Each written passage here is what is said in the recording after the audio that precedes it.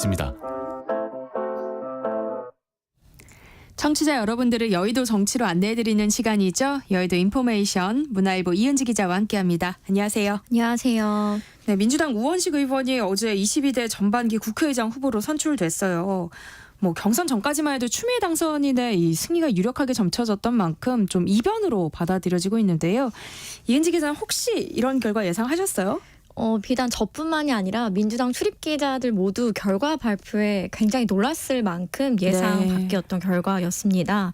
워낙 민주당이 이재명의 의중, 즉 명심과 당원 목소리에 잘 휘둘리다 보니 어의추라고 했었죠. 네. 어차피 의장은 추미애, 분위기가 짙게 깔렸던 게 사실입니다. 이제 다만 그 선거 하루 전날에 우원식 의원실과 통화를 했는데 분위기가 굉장히 좋다라고 이야기를 하더라고요. 네. 그래서 가능성이 어느 정도 있겠구나라는 생각을 했고, 또 우원식 의원이 당선될 가능성이 아예 없지는 않다고 본 게, 재선 이상 의원들은 추미애 당선인을 모두 겪어본 분들이에요. 그래서 그런 강성 이미지에 대한 거부감이 좀 큰 데다 강성 이제 당원들의 요구를 그럼 받아들여서 이제 추미애 당선인을 찍느냐, 아니면 원래 소신대로 우원식 의원을 뽑을지에 따라서는 달라질 수 있다, 이렇게는 생각을 했었습니다. 네, 우원식 의원이 1차 투표에서 과반의 득표를 했잖아요. 어떻게 이런 결과가 나올 수 있었던 걸까요? 89대 80으로 정말 박빙이었는데요. 어제 좀 지도부와 의원들에게 취재를 해보니까 이제 초선 당선인들은 7대 3 비율로 추미애 당선인에 대한 지지가 굉장히 압도적이었다고 하고요. 네. 컸다고 하고요.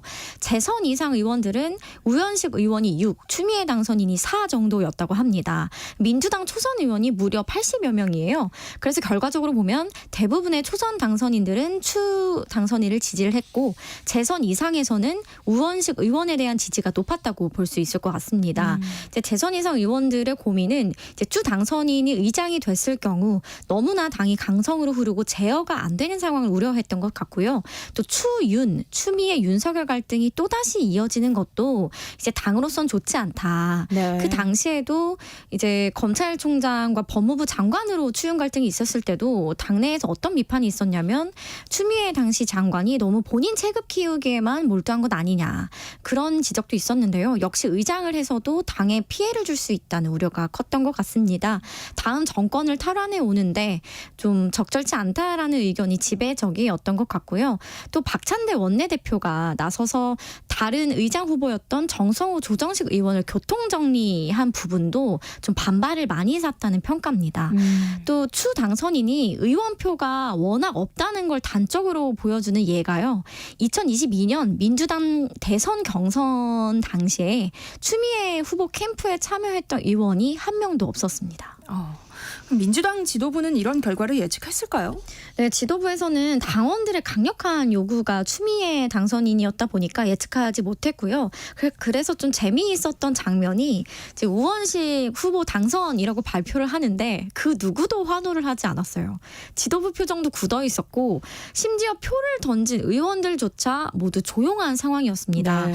아무래도 당원들의 요구가 컸기 때문에 그 대목에서 우려를 당장은 한 것 같고요. 정청래 최고위원 같은 경우는 선거 직후 SNS에 상처받은 당원과 지지자들께 미안하다, 그래서 네. 위로의 말씀을 전한다, 이런 이야기를 또 하기도 했어요. 이걸 가지고 또 우원식 의원이 오늘 좀 사과하라라고 강경한 반응을 내기도 했는데요. 그럼에도 불구하고 이재명 대표를 중심으로 똘똘 뭉쳐야 한다라고 덧붙였어요. 그 정청래 최고위원이 네. 일각의 명심을 위반한 결과다라는 지적을 염두한 것으로 보입니다. 그러니까요. 이른바 명심이 통하지 않았다는 평가도 나오고 있잖아요. 근데 이런 상황이 이재명 대표의 리더십에도 영향을 주게 될까요? 네, 비명계와 친명계의 논리가 조금 다른데요. 그 비명계의 평가는 이번 일로 이재명 대표 뜻대로 또 당원들의 뜻대로만 움직이는 게 아니다라는 게 확인이 됐기 때문에 본인도 굉장히 놀랐을 것이고, 네. 민주당이 그렇게 쉽게 단일 대우가 될 수 없다, 공고할 것 같던 리더십에 위기감을 아마 느꼈을 거다라고 평가를 하더라고요. 그런데 반면 친명계는 이렇게 이제 설명을 합니다. 네. 오히려 이번에 우원식 의원이 의장으로 선출된 것 자체가 이재명 대표에게는 당권 장악의 명분을 주는 긍정적인 결과로도 해석할 수 있다. 네. 왜냐하면 이재명 대표 입장에서는 애초 4명 후보 중 누가 되든 상관이 없다 유리하다고 봤다고 합니다. 어차피 다 친명을 자처하면서 나왔고요. 다만 당원들의 강한 요구가 추미애이다 보니 네. 물 흐르듯 이에 제동을 걸지만 않았을 뿐이라는 거예요. 그래서 우원식 의원이 돼도 뭐 이 대표 입장에서 나쁠 게 전혀 없다. 또 이 대표의 연임론과 관련해서는 한 친명계 의원이 하는 이야기가 오히려 우원식 의원이 됨으로써 아직 민주당이 건강하다. 또 다양한 목소리가 나오고 민주주의가 살아있다는 걸 보여줬기 때문에 박찬대 원내대표 추대로 비판이 좀 고조됐던 이재명 일극체제 논란도 해소가 될 수 있다. 그래서 앞으로 뭐 원내 협상이 이제 이루어질 텐데요. 네. 상임위원회 17개를 모두 가져오거나 이재명 대표가 연임을 하는데도 오히려 역풍이 줄고 명분을 얻게 됐다고 평가를 하더라고요. 이제 반면 비명계에서는 다른 논리로 연임론이 힘을 받을 거라고 이야기를 하는데요. 이번에 어찌 보면 이탈표가 나왔다고 비명계 보고 있잖아요. 네. 더욱 이재명 대표가 내가 대표 자리를 비워줄 수가 없구나. 그래서 연임 의지를 더 강하게 가질 걸로 보더라고요. 네. 우원식 의원을 두고 온건파다, 뭐 합리적인 행동파다 이런 평가가 나오고 있는데요. 22대 국회에서 좀 협치를 기대할 수 있을까요? 일단 우원식 의원이 원내대표를 했었기 때문에 이게 굉장히 협치에서는 중요한 경력으로 꼽힙니다. 네. 문재인 정부 초창기에 여당 원내대표를 지냈었고 이제 야당일 시절에는 을을 지키는 민생위원회라고 을지로위원회 위원장을 맡으면서 민생 정책을 짜왔기 때문에 협치에 있어서 어느 정도는 좀 긍정적인 부분이 아니냐라는 해석이 나오고요. 하지만 오히려 민주당 내에서는 어찌 보면 추미애 당선인보다 우원식 의원이 더 강성으로 할 수도 있다는 이야기가 나오고 있어요. 네. 그 배경이 우원식 의원이 신념이 확고한 것에 대해서는 굉장히 밀어붙이는 스타일이라고 합니다. 또 잘 알려지지 않은 이야기가 하나 있는데요. 그 윤석열 정부 취임 후에 첫 예산안 편성을 했을 때 민주당이 단독 예산안을 내고 자체 예산안을 내고 통과시키려 한 적이 있어요. 이제 민주당 한 최고위원이 말하기를 이때 이를 주장했던 게 당시 예결위원장이었던 우원식 의원이었다고 합니다. 네. 그래서 그런 측면이 좀 있고요. 또 우원식 의원이 좀 비교적 추미애 당선인보다는 합리적이고 온건한 이미지를 갖고 있어서 민주당 입법 독주 드라이브가 더욱 거세질 수 있다는 전망도 반대로 나옵니다. 이제 추 당선인이 의장이 됐다면 오히려 추 당선인의 강성 이미지와 중첩이 돼서 독선이라는 좀 부담이 있었을 텐데 우원식 의원은 그런 이미지가 였기 때문에 오히려 전략적으로 좋다라는 평가도 있습니다. 대통령실과 여당 내 분위기는 어떤가요? 사실 뭐 공식적인 입장은 아닙니다만 대통령실이나 여당도 추미애 당선인이 의장이 되길 바라는 기류가 실제는 있었던 것으로 알려져 있고요. 왜냐하면 민주당의 독선 이미지, 이재명 대표의 일극체제에 대한 비판을 받을 수밖에 없어서 민주당이 불리하다라고 판단을 했기 때문입니다. 하지만 이제 우원식 의원으로 결정이 나면서 오히려 당혹스러워하는 분위기고 전략을 다시 짜야 하는 상황인데요. 그래서 발표 직후에 윤상현 국민의힘 의원이 페이스북에 강성 지지층에게 더 많은 지지를 받은 추미애 당선인이 아니라 상대적으로 온건한 우원식 의원을 선택한 민주당이 무섭다. 선택의 기준은 대선 승리에 누가 더 도움이 될까 하나다. 중도층을 향한 민주당의 변화가 두렵다라고 말을 했는데요. 사실 여당 내에서도 이런 위기감이 있는 게 사실입니다. 이런 가운데 국민의힘 비상대책위원회가 본격적인 활동에 들어갔어요. 근데 총선 참패에 대한 쇄신안보다는 이 전당대회 시기와 경선 룰에 좀 더 집중하고 있는 것 같아요. 네, 지금 쇄신안은 총선 백서 TF에서 만들고 있는 상황이기도 해서 아직 쇄신안에 대한 구체적인 이야기는 나오고 있지 않는데요.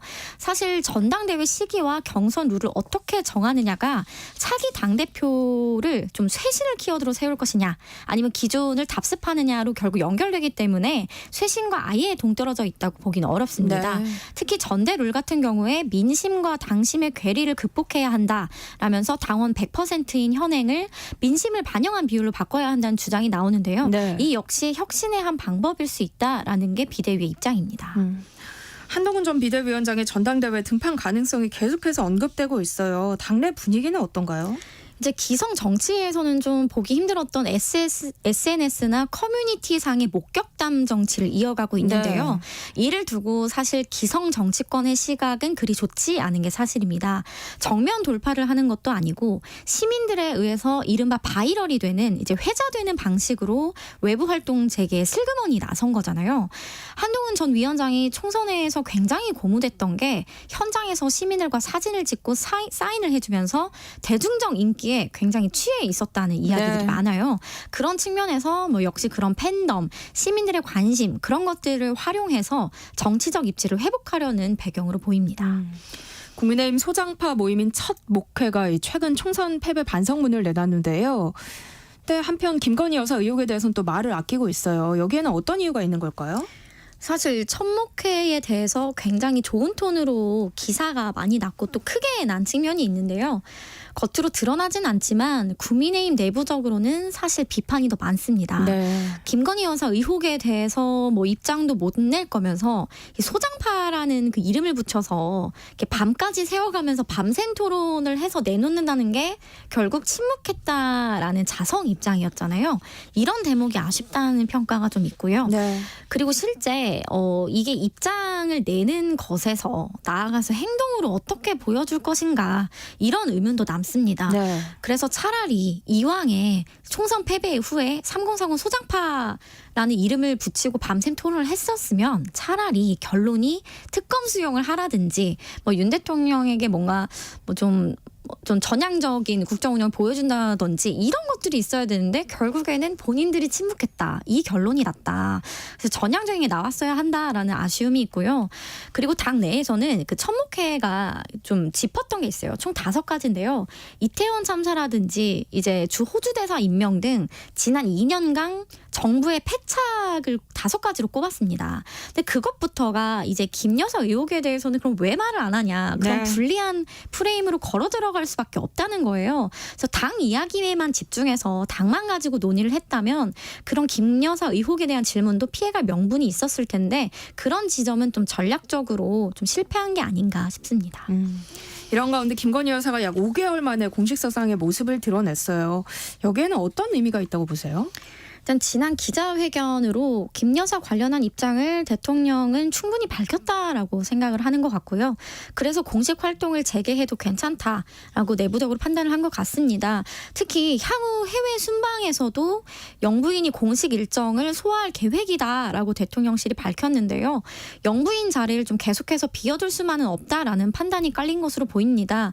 다만 아직 그 김건희 그 여사와 관련된 건 아니지만 그 최상병 특검법이 아직 이제 거부권 행사도 안 했었고 그리고 재표결도 이루어지지 않았잖아요. 그 전에 좀 너무 일찍 좀 공개 활동을 하는 건 아니냐 이런 비판은 나오고 있습니다. 윤석열 대통령의 국정 수행 지지율이 좀처럼 또 반등하지 못하고 있어요.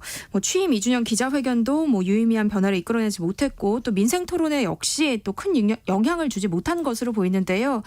여기에 대한 대통령실 분위기는 어떤가요? 일단 전날 대통령이 여당 수도권 초선 당선자들과 만나서 이제 식사를 했다고 보도가 나왔는데요. 당과 보다 소통을 강화하겠다. 정부와 당이 좀 수평적으로 이루어지도록 하겠다라는 말을 했습니다. 이제 영수회담도 사실상 잘 되지 않은 상황에서 이제 믿고 보조를 맞춰갈 건 당이라는 생각을 한 것 같고요. 당에 좀 더 힘을 실어주고 소통하면서 의대 증원 등 현안 문제를 함께 풀어가는 방식으로 좀 꽉 막힌 국정을 뚫으려 할 것으로 보입니다. 세상의 모든 지식 여의도 인포메이션 오늘은 여기까지 하겠습니다. 지금까지 문화일보 이은지 기자와 함께했습니다. 고맙습니다. 감사합니다. KBS 세상의 모든 정보 1부 순서 여기서 마무리할게요.